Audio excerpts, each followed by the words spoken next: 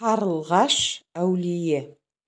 Ел ауған ақ табан шұбырынды алакөл сұлама кезінде төле киіз үйін жықпай қасиетті жұртын қимапты.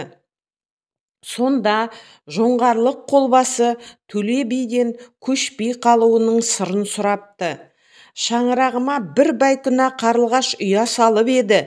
Ол жер бетін топан су басқанда Нұх пайғамбардың кемесін сақтап қалған. Адам баласын жылан шақпақ болғанда қызғыштай қорыған құс еді. Осындай киелі құстың ұясын бұзып, балапандарын зарлатып, сарнатып кете алмадым дейді дана Төле би.